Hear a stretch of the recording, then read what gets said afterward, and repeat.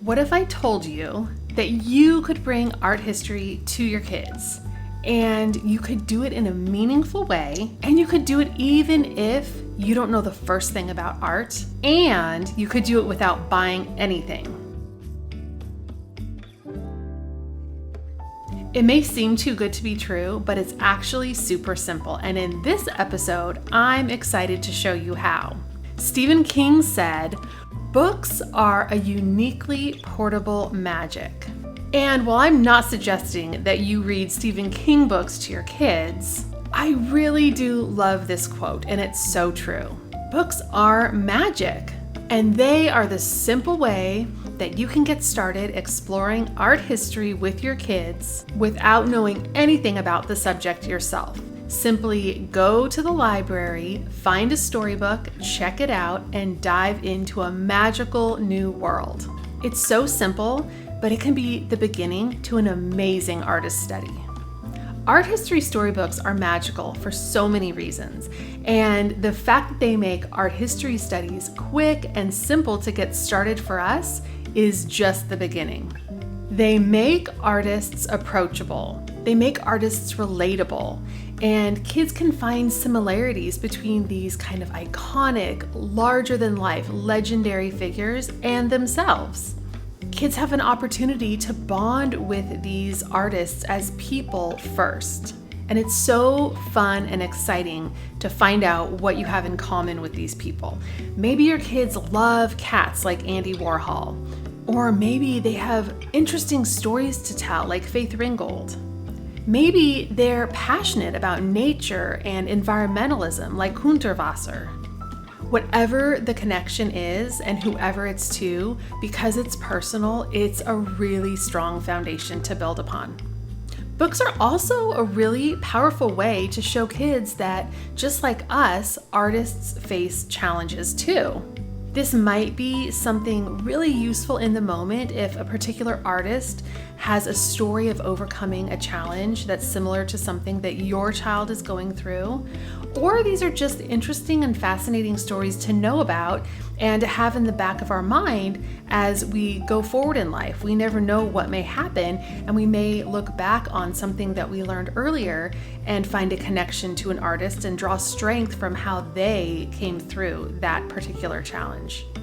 And they are a great reminder that although these artists are people that we admire today and look up to and speak about as being geniuses, many of them in their own day were laughed at, were ridiculed, their art was not well accepted, but did not stop them. Many of them persisted despite commercial success and critical acclaim, and that famous story of how Van Gogh only sold one painting in his entire lifetime, that is not an isolated incident in art history. There are stories after stories after stories of people, artists who had their work actually laughed at. The Fauvist art movement, that term was coined as kind of an insult. It means wild beast in French. And that's what the art critics thought of the way that these artists were using color. But instead of being insulted, the artists took that as kind of a challenge to continue and see what they could make of their Fauvist movement. They accepted the term and they continued to make art the way that they were interested in making art, not just to please the people in power in the art world. It's really one thing to say to your kids, believe in yourselves, even if other people don't, but it's something entirely different to let them know about things that happened with these famous artists and how they believed in themselves even when other people didn't, and they can see an example of what that looks like. So in hearing all of these stories, your kids can relate to the artists and they can have comfort in the fact that everyone has challenges, everyone has things to overcome. Even famous artists have struggles too, and your kids are not alone. They're in very good company when they feel this way. One of those Fauvist artists, the wild beast, was Henri Matisse, and he famously said, "Creativity takes courage."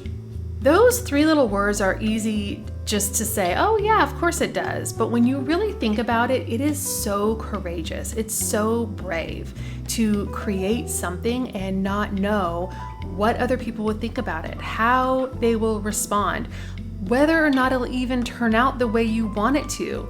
There are so many unknowns, and it does take so much courage. So when you dive in and you start to read these storybooks, and there are so many amazing ones, new books being published every single month it seems. There's no shortage of books about amazing artists for you and your kids to explore. And you can just dive in. You don't need to know anything about the artist. You don't need to have anything planned. Just read a story about an artist, find out about their lives, find out some kind of connection. Sometimes they might surprise you. When my son found out that Kandinsky's art was inspired by classical music, he suddenly had a whole new way of seeing that art and a different appreciation for it. So you'll never know what you'll find in these books or what your children will connect with, but it is uniquely portable magic every single time. All of these books give us something really, really special. So what's your one action that you will do right now? I'm excited for you to take ideas from these episodes and take immediate action. You could go to the library and just check out one book. Or maybe you have a few books in your house that you've purchased over the years, but you never really got to yet. You could implement a story time, whether it's at bedtime or whether it's in a morning circle time if you do that in your homeschool.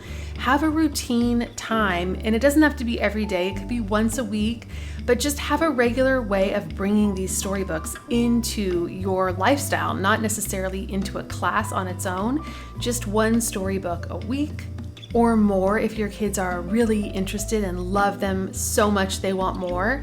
But go with the flow, pick one that you think could be sustainable for now, and you can always do something different later.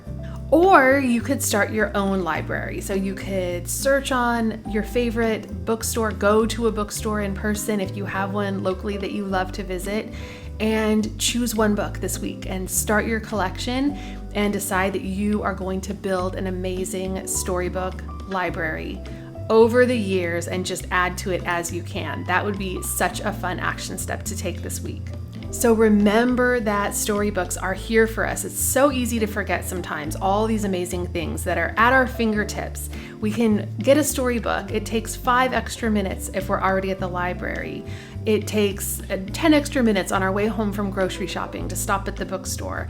And we can have this magic brought into our world with our kids where we can introduce them to these different artists and start to build these connections and relationships that will grow over time as our kids relate to their art differently as they grow up, learn new things about the artist, see more of their art maybe in person at museums, or just research their art, look at it online, see it in art history books, and know, hey, I know about that artist. That's the one that such and such, and they'll know something about the artist. They feel a connection to them already. It's so simple and so small, but so powerful. All right, I cannot wait to hear what you will do for your action item this week. How will you bring storybooks into the things that you're doing with your kids in a morning routine, in a bedtime routine, something else that you come up with that works really well for you? Let me know. You can find me at Art History Kids on Instagram, and I cannot wait to chat with you there.